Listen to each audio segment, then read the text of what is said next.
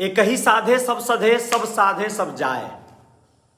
ये एक कहावत और ये तुलसीदास वगैरह की लिखी हुई कोई चौपाई है, बड़ी शानदार है। मुझे तो लगता है कबीरदास जी लिखे होंगे, क्योंकि उनके विचार बड़े इसी तरह के रहे हैं। वैसे भी कहा है, जिन ढूंढा तिन पाइयां गहरे पानी पैठ, मैं बपुरा बुड़न डरा रहा किनारे बैठ। जी हाँ दोस्तों, अभी का जो ये सेशन जो बात करने जा रहा हूं मैं, उन दोस्तों के लिए करने जा रहा हूं जो लोग नेटवर्कर हैं, जो लोग नेटवर्क इंडस्ट्री में स्ट्रगल कर रहे हैं, या यूं कहें कि सफल हैं। बहुत अच्छी बात है भाई, सफल जो लोग हैं उनको तो मैं मोटिवेट या मैं गाइडलाइन नहीं दे सकता, उनको तो रहस्य पता है, उनको तो वो सारे विजुअलाइजेशन और वो अफर्मेशन, वो सारी चीज़ों को लोग फॉलो करते होंगे, तो फिर वो इस रैंक को अचीव किए होंगे या सफलता को प्राप्त किए होंगे, वो सारे चीज़ों को जानते हैं लोग। लेकिन दोस्तों, मैं उन लोगों के लिए कहने जा रहा हूं जो लोग नए होते हैं और बहुत बार मन में आता है कि निःशुल्क यानी बिना पैसे के एक कार्य शुरू हो सकता है।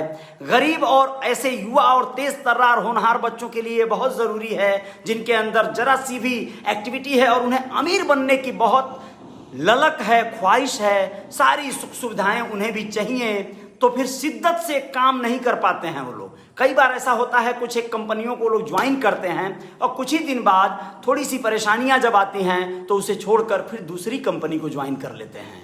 ये जो कंपनी खेलने वाला काम होता है, यहीं पर वो लोग फंस जाते हैं। सोच विचार कर थोड़ा सा लेट से ज्वाइन कीजिए, लेकिन सटीक प्लेटफॉर्म को ज्वाइन कीजिए, इससे आपकी छवि भी बनी रहेगी, आपका रेपुटेशन खराब नहीं होगा।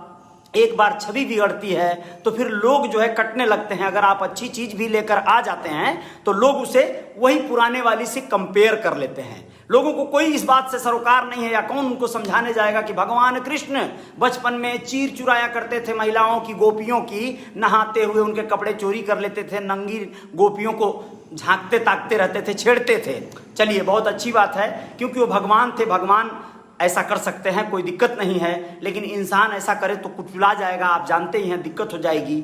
मैं ये कहना चाहता हूं कि वो जब बड़े होते हैं तो वो महाभारत जैसे धर्म युद्ध में एक सारथी की भूमिका निभाते हुए भी न्याय दिलवाते हैं और अन्याय का सर्वनाश करते हैं, करवाते हैं।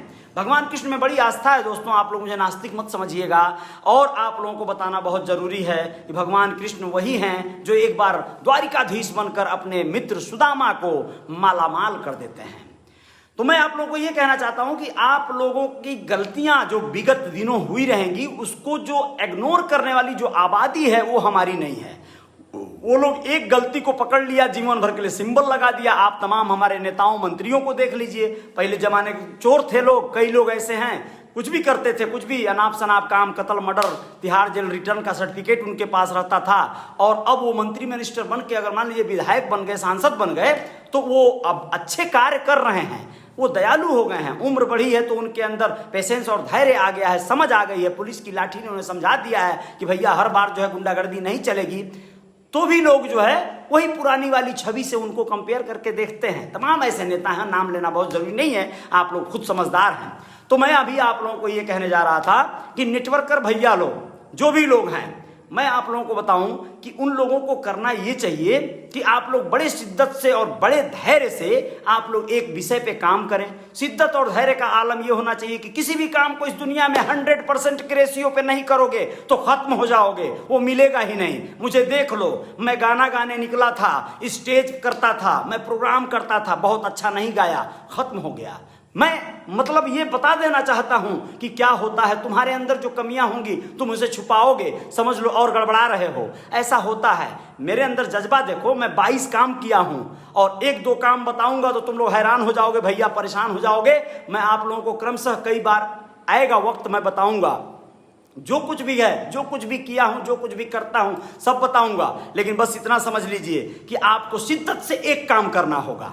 एक ही साधे सब सधे, एक को सफल कर दोगे बाकी सब सफल होता चला जाएगा। विनय बिहारी एक गीतकार हुआ करते थे हमारे जमाने में, यानी सन 2000 के बाद 2005 से मैं भोजपुरी इंडस्ट्री को रेलने लगा, अब पूरी तरह से उसमें गहमा-गहमी करने लगा। हालात कुछ ऐसे हुए कि मुझे लगा कि मेरा जो समाज है, निषाद समाज से आता हूँ, मल्लाह समाज से आता हूँ, मुझे वही लोग सर आंखों पे बिठा लिए, क्योंकि मैं उनके लिए तमाम गाथा और आल्हा और तमाम चीजें गाया। बड़ा अच्छा लगा, लोगों ने बड़ा तवज्जो दिया, सब कुछ ठीक रहा, लेकिन एक बहुत बड़ी आबादी छूट गई। लोगों को लगा ये जातिवादी है, ये तो बहुत बेकार है, जबकि ऐसा नहीं था। मैं गीतकार था, मैं साहित्यकार था और मैं लिखता था, पढ़ता था, मेरा अलग स्वभाव था। दुर्भाग्य है कि आदमी जहाँ से जो बताया जाता है वहीं से शुरुआत कर देता है। एक बच्चा अपने चाचा को, बुआ को, मामा को अपना समझता है, बाकी लोगों को गैर समझता है, क्योंकि उसे ये बताया जाता है।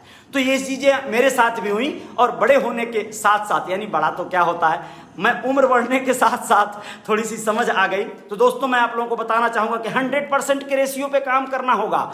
खाना नहीं मिलेगा चलेगा, गाना गाना जरूरी है अगर आप गायक बनना चाहते हो।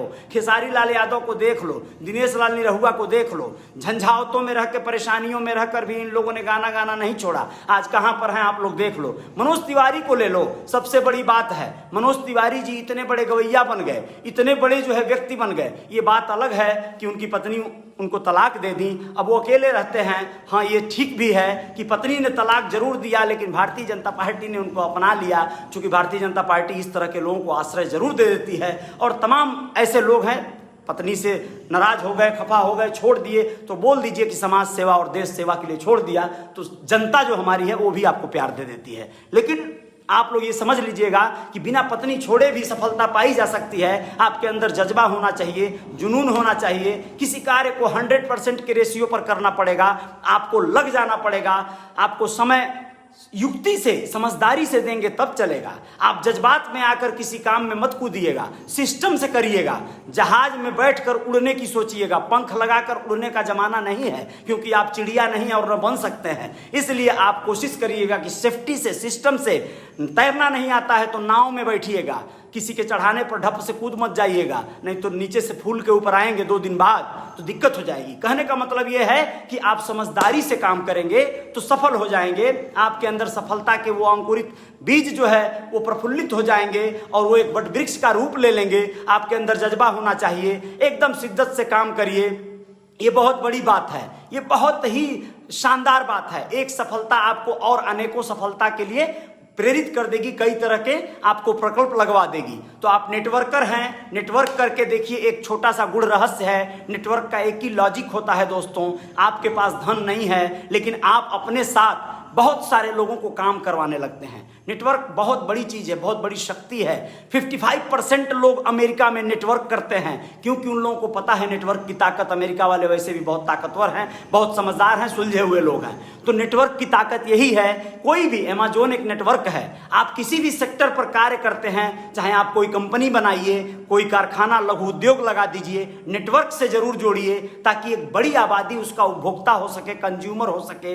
लेकिन बस यूँ समझिएगा, याद रखिएगा, कभी भी लोगों का खून नहीं चूसना है, लोगों को कभी भी नुकसान देने की नहीं सोचना है। लोगों का फायदा कराने का सोचेंगे तो आपका भी फायदा होगा, इसमें कोई संदेह नहीं है। सिर्फ अपना फायदा सोचेंगे तो सीमित समय के लिए अगर आपका फायदा हो भी गया तो लंबे प्रोसेस में आप फेल हो जाएंगे। आपके ऊपर बेईमान और तमाम तरह के धब्बे लग जाएंगे, दाग लग जाएगी। आप लोग जो है बिल्कुल समझदारी से काम करते रहिए, लोगों को फायदा करवाते रहिए। नेटवर्कर का काम है अपने डाउनलाइन के लिए काम करें। बहुत ज्यादा देखिए, एक नेटवर्क के सिलसिले में बात कहूंगा, विष्णुनाथ आचार्य जी देखिए लगातार अपने जो है तमाम भेज रहे हैं जो भी डिटेल्स इस पर। बहुत अच्छी बात है, वो आप लोगों का तमाम पूजा पाठ कराने की अपील कर रहे हैं। बहुत बढ़िया बात है। नेटवर्क बना देंगे तो उनका भी काम एकदम धकाधक जो है दूर दराज तक चलता चला जाएगा। ये सोशल नेटवर्क है मेरा, ये भी एक नेटवर्क है। रियल रिपोर्टर न्यूज पर बहुत सारे लोग फॉलो कर रहे हैं, लाखों लोग फॉलो करेंगे। नेटवर्क की ताकत इतनी ही जान लो। मैं बहुत पढ़ा लिखा नहीं हूं, मैंने कहा, लेकिन एक गणित बता देना चाहता हूं। यहाँ 20,000 फॉलोवर हैं और उन 20,000 फॉलोवरों से अगर कह दिया जाए कि 1-1 रुपया, नहीं 10 रुपया, नहीं 100 रुपया, नहीं 1 लाख रुपया, 1-1 रुपया हर व्यक्ति हर दिन एक दूसरे को देगा, या यूं मान लो, चलो 1 महीने का एक शेड्यूल बना दें। 1 तारीख से लेकर 30 तारीख तक किसी एक व्यक्ति को चुन लो, हरेंद्र चौधरी को चुन लो, उनके अकाउंट में हर कोई 1 रुपया टेस्टिंग माइक की तरह, जिस तरह से गूगल पे, फोन पे करने के पहले 1 रुपया हम लोग सेंड करते हैं, 1 रुपया भेजेंगे आप, क्या होगा? 19,999 रुपए हरेंद्र चौधरी के अकाउंट में पर डे पहुंचेगा।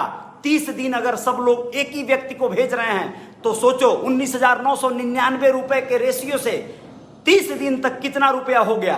6 लाख के समथिंग वो रुपया जाएगा। और आप बताओ क्या होगा, यानी उस रुपए से क्या कर सकता है वो। अगर वो क्रिएटिव है, अगर वो सुलझा हुआ है, तो वो बहुत बड़ा कुछ अपने जीवन में बदलाव ला देगा। और यही सिलसिला फिर जो है दूसरे महीने के 1 तारीख से 30 तारीख तक किसी और व्यक्ति को 1-1 रुपया सब लोग देना शुरू कर दें। 20,000 लोग देंगे या 19,999 लोग देंगे, एक तो वो खुद ही रहेगा, तो क्या होगा, उसके जीवन में बहुत बड़ी क्रांतिकारी परिवर्तन आ जाएगा। ये सिलसिला 30 दिन तक सोचकर आप देखो, यानी अगर महीने महीने में डालते रहोगे तो 20,000 लोगों का नंबर नहीं आएगा, उसके लिए बहुत सारे सैकड़ों वर्ष लग जाएंगे, बहुत दिन लग जाएगा। लेकिन अगर अमाउंट को बढ़ा दो, सोच कर देखो, 1,000 रुपए कर दो उसे, और 20,000 लोग हैं, पर डे एक दूसरे को ट्रांसफर कर रहे हैं, क्या होगा।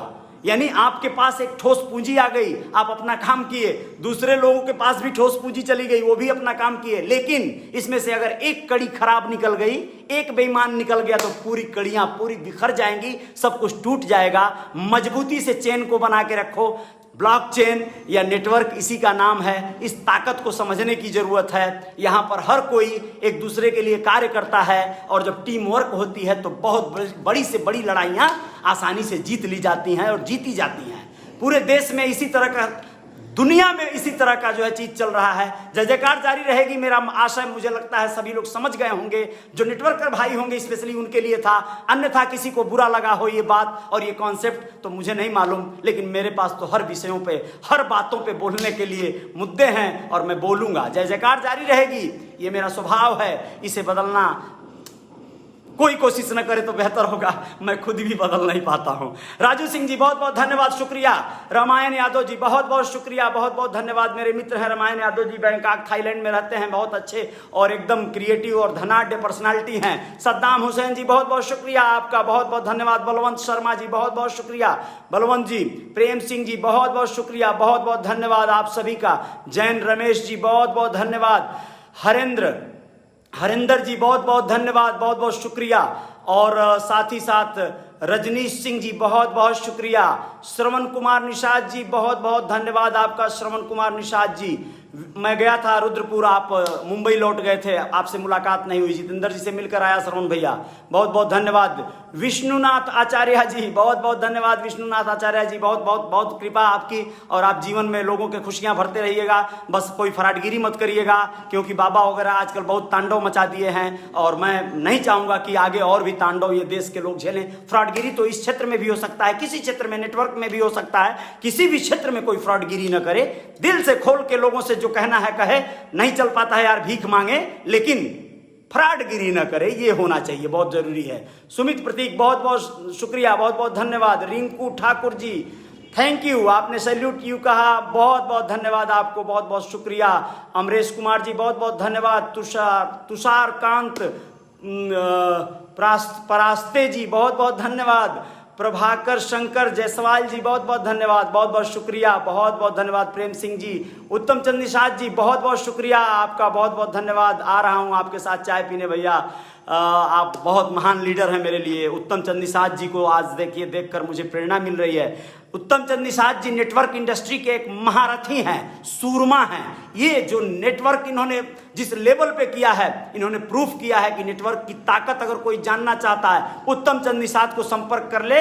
यहीं पर आपके फेसबुक पर हैं, आप लोग उन्हें संपर्क करके देखिए, नेटवर्क की असली पावर आपको देखने को मिल जाएगी। और नेटवर्क से क्या नहीं पाया जा सकता है, ये जो है आप देखकर हैरान हो जाएंगे। इन लोगों ने सिद्ध किया है। हमारे एक जनार्दन निषाद जी हैं, उन्होंने तो महागुरु हैं, वो बहुत बड़ी चीज हैं और बहुत बड़ी हस्ती हैं, और जीवन में क्या खुशियां बरस रही हैं। भगवान सबको ऐसी जो है जिंदगी दें। हम लोग तो कई बार उनके साथ रहते हैं, मिलते हैं, उनका वरद हस्त भी मिलता है, सहयोग मिलता है, बड़े भाई जैसे हैं और बहुत प्यार करते हैं। और बहुत सारे इस प्लेटिन क्वाइन और बिटकॉइन जैसे प्रोजेक्ट के बारे में हम लोगों ने उनके द्वारा ही जाना, और इसमें निवेशक के रूप में कहीं आए, नेटवर्कर के रूप में भी जमकर जो है कार्य कर दिया गया। एक नेटवर्क बन गया, बड़ा शानदार सा चल रहा है। मैं आप सबको इसलिए अप्रोच नहीं कर रहा हूं, उत्तम चंद निषाद जी प्रेरणा के स्रोत हैं, इसलिए मैं बताने पर मैं आमादा हो गया। विजय सिंह जी बहुत बहुत शुक्रिया आपका, बहुत बहुत धन्यवाद। और रिजवान आलम जी बहुत बहुत शुक्रिया आप सभी मित्रों का। जय जयकार जारी रहेगी, बने रहिएगा, फॉलो कर लीजिएगा मुझे, और ऐसे तमाम विषयों पे लेकर आते रहेंगे जम के। जय हिंद, जय भारत।